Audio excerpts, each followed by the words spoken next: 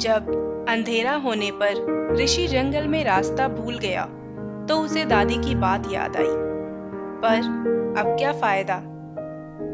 ऋषि बहुत होशियार और चंचल था, पर बड़ों की बातों को अक्सर अनदेखा कर देता था। उसकी दादी हमेशा उसे समझाती थी, बेटा, बड़ों का सम्मान करना चाहिए और उनकी बात ध्यान से सुननी चाहिए। लेकिन ऋषि को लगता था कि उसे तो सब कुछ पता है, इसलिए वो दादी की बातों को कभी गंभीरता से नहीं लेता था। एक दिन ऋषि अपने दोस्तों के साथ जंगल के पास खेलने गया। दादी ने उसे जाते समय कहा, बहुत दूर मत जाना और अंधेरा होने से पहले घर लौट आना। ऋषि ने पूरी बात सुने बिना ही बस जल्दी में हाँ हाँ कह दिया। खेलते खेलते वो और उसके दोस्त जंगल के अंदर काफी दूर तक चले गए।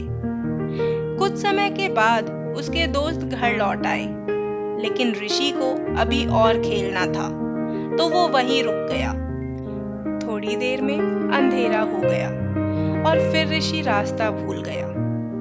अब ऋषि को डर लगने लगा था। वो सोचने लगा, अगर दादी की बात मान ली होती तो आज इस परेशानी में नहीं पड़ता। इधर घर पर जब ऋषि देर तक नहीं लौटा तो दादी और गांव के कुछ लोग उसे ढूंढने निकल पड़े। काफी देर तक खोजने के बाद उन्हें ऋषि जंगल के एक किनारे पर डरा हुआ बैठा मिला।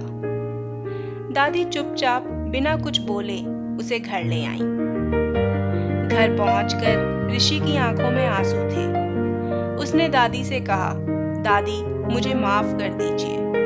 मैंने आपकी बात नहीं मानी, इसलिए मुझे ये परेशानी झेलनी पड़ी। अब से मैं हमेशा बड़ों की बात मानूंगा। उस दिन के बाद से ऋषि ने हमेशा बड़ों का सम्मान करना और उनकी बातें मानना शुरू कर दिया। अब वो पहले से ज्यादा समझदार और जिम्मेदार बन गया था। सोचिए, अगर ऋषि उस शाम दादी और गांव वालों को नहीं मिलता तो क्या होता।